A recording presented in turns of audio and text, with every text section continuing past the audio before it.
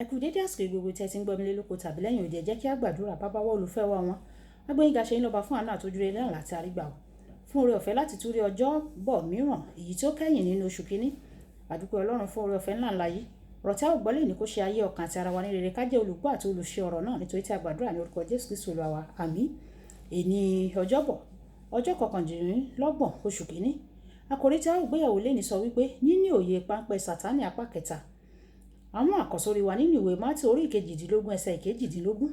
Àmú bíbélì kíkà nínú ìwé Mátì orí kẹtàdínlógún ẹsẹ̀ ìkẹrìnlá dé ìkọkànlélógún. Bíbélì ní ọdún kan, Lífítíkù orí ìkarùn-ún títí dé orí ìkeje. Orin ìkẹfà, àjogún àti aṣẹ́gun ni a jẹ́. Àkọ́sórí Mátì orí ìkejìdínlógún ẹsẹ̀ ìkejìdínlógún. Lóòótọ́ ni mo wí fún yín, ohunkóhun tí ẹ̀yin bá dè ní ayé, a ó dè ní ọ̀run, àti ohunkóhun tí a bá tú sílẹ̀ ní ayé, a ó tú sílẹ̀ ní ọ̀run. Bíbélì kíkà ìwé Mátì orí ìkẹtàdínlógún ẹsẹ̀ ìkẹrìnlá títí dé ẹsẹ̀ ìkọkànlélógún. Nígbà tí wọ́n sì dé ọ̀dọ̀ ìjọ ènìyàn, ọkùnrin kan sì tọ̀ wá, ó kúnlẹ̀ fún un, ó wí pé, Olúwa ṣàánú ọmọ mi o, nítorí ó ní wárápá, ó sì ń joró gidigidi. Ní ìgbà púpọ̀ ni ó máa ń gbé sínú iná, àti ní ìgbà púpọ̀ sínú omi. Mo sì mú tọ̀ àwọn ọmọ ẹ̀yìn rẹ̀ wá, wọn kò sì lè mú lára dá. Jésù sì dáhùn wípé, ìran aláìgbàgbọ́ àti àrékérekè yìí, èmi ò ti bá yín gbé pẹ́ tó, èmi ò ti mú sùúrù fún yín pẹ́ tó, bí ọmọ náà tọ̀ mí wá níyì. Jésù sì bá wí, ẹ̀mí náà sì jáde kúrò lára rẹ̀, a sì mú ọmọ náà lára dá ní wákàtí kan náà. Nígbà náà ni àwọn ọmọ ẹ̀yìn Jésù ń tọ̀ wá lẹ́yìn. Wọ́n bi í pé, èéṣe tí àwa kò fi lè lé e jáde? Jésù wí fún wọn pé, nítorí àìgbàgbọ́ yín ni. Lóòótọ́ ni mo ṣáà wí fún yín, bí ẹ̀yin bá ní ìgbàgbọ́ bí wóró mustadi, ẹ̀yin yóò wí fún òkè yìí, sí ìdí lọ sí ọ̀hún, yóò sì sí. Kò sí nǹkan tí ẹ̀yin kì yóò lè ṣe. Ṣùgbọ́n irú èyí kì í jáde bí kò ṣe nípa àdúrà àti àwẹ̀. Wàyí ẹ tẹ́tí bẹ̀rẹ̀ jẹ́ láti gbọ́ ohun tí olùṣọ́ àgùntàn Enoch Adéjàre Adébóyè tí wọ́n ní fún wa ní èní ọjọ́bọ̀. Bí mo ṣe ń bá ìjíròrò mi lọ nípa ìdẹ́kun èṣù lónìí, wọ́n sọ fún yín bí ẹ ṣe lè kojú àwọn tó fẹ́ràn ìgbèkùn àti bí ẹ ṣe lè rí pé wọn kò pa yín lára. Ìwé Máàkù orí ìkẹrìndínlógún ẹsẹ̀ ìkẹtàdínlógún tí ìkejìdínlógún sọ fún wa pé bí ọmọ Ọlọ́run gidi bá gbàdúrà ìtúsílẹ̀ fún ẹrú èṣù, ẹrú bẹ́ẹ̀ yóò gba ìtúsílẹ̀. Àyàfi tí ẹrú náà bá kọ̀ ìtúsílẹ̀ Ọlọ́run, gẹ́gẹ́ bí a ti ṣe rí nínú ọ̀rọ̀ àwọn àjẹ́ tí mo mẹ́nu bà lánàá fún àwọn ẹrú tí ó fẹ́ràn ìgbèkùn tí kò fẹ́ kí wọ́n gbà wọ́n là tàbí kí wọ́n gbà wọ́n là tipátipá, ṣùgbọ́n wọ́n tún padà sínú ìgbèkùn náà lẹ́yìn ìgbà tí wọ́n ti gbà wọ́n là. Ọ̀nà kan láti fi mú kí wọ́n wá ìtúsílẹ̀ ni láti tún fi wọ́n sí inú ìgbèkùn tirẹ̀ pàápàá. Níwọ̀n ìgbà tí wọ́n bá wà nínú iṣẹ́ ìránṣẹ́ èṣù, màá wá sọ ìṣẹ̀lẹ̀ kan tí ó rí bẹ́ẹ̀ fún yín. Ní ọdún púpọ̀ sẹ́yìn, ọkùnrin kan ó wá sílé lọ́dọ̀ mi. Ó sọ pé ìyàwó òun jẹ́ àjẹ́. Ìyàwó náà kọ̀ ọ́, ó sì sọ pé ìyá ọkọ òun ni àjẹ́. Ẹ̀mí mímọ́ fi hàn mí pé ejò kan wà nínú obìnrin náà.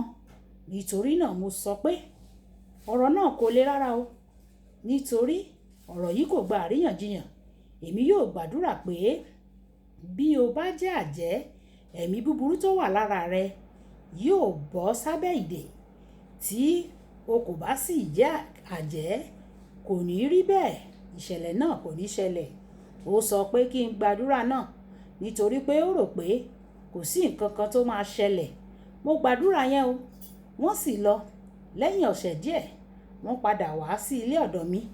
Ikùn rẹ̀ ti wú nítorí pé ejò tó wà lára rẹ̀ tó ti ń wá ọ̀nà láti jáde kò sì lè jáde láti yàgbẹ́.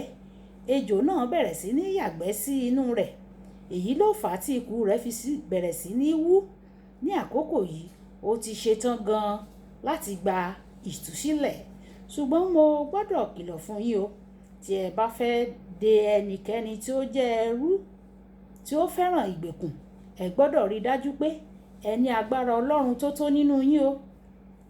Ẹ̀mí láti dè ẹ̀mí tó wà nínú irú ẹni náà mọ́lẹ̀. Nínú àkọ́sórí wa tòní, Jésù sọ pé àwọn ipò àṣẹ ọ̀run kan wà tí ẹ̀dá ènìyàn nílò àdúrà àti àwẹ̀ láti lè ṣiṣẹ́ nínú wọn. Ẹ gbọ́dọ̀ di ara yín ní àmùrè gírígírí nínú ẹ̀mí nípasẹ̀ àwẹ̀ àti àdúrà kí ẹ bá lè kápá àwọn ẹ̀mí búburú wọ̀nyí o. Bákan náà, ẹ gbọ́dọ̀ rí i dájú pé ẹ kò wà nínú àìgbọràn sí Ọlọ́run o.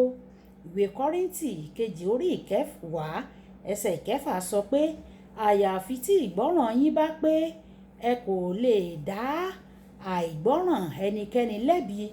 Olùfẹ́, rí i dájú pé o fi gbogbo ara rẹ jì fún Jésù Kristi kí ẹ sì tẹpẹlẹ mọ́ láti máa dàgbà nínú ẹ̀mí yín. Èyí ni ọ̀nà kan ṣoṣo tí a lè fi gbà láti lè lo àṣẹ tí ẹ ní nínú Kristi ní kíkún o. Kókó àdúrà. Bàbá, ní àkókò yìí, mo dè gbogbo ẹ̀mí èṣù tó ń ṣiṣẹ́ lórí àwọn ẹrú èṣù tí ó nífẹ̀ẹ́ sí èṣù ní àyíká mi o, ní orúkọ Jésù. Ẹ jẹ́ á sọ pé bàbá mi, gbogbo àwọn ẹrú èṣù tí ó wà ní àyíká mi tí wọ́n kọ̀ jálẹ̀ láti gba ìtúsílẹ̀ ṣùgbọ́n tí wọ́n ní ìfẹ́ sí èṣù, mo dè wọ́n ní orúkọ Jésù. Ọlọ́run yóò sì dè wọ́n, bẹ́ẹ̀ ni yóò rí. Jésù Olúwa wa, àmín. Olúwabùkọ́lá Ayako ní orúkọ mi. Ẹ máa bá mi like, kẹ́ máa comment nípa ẹ̀, kí ẹ sì máa send sí àwọn ènìyàn, kí ẹ máa share pẹ̀lú àwọn mìíràn kí wọ́n lè jẹ àǹfààní ọ̀run ṣíṣí Yorùbá. Ẹ ṣé tẹ́ tẹ́tí sí ọ̀run ṣíṣí Yorùbá. Ọlọ́run Olódùmarè yóò tẹ́tí sí igbe àti ẹ̀bẹ̀ yín. Ó dàbọ̀.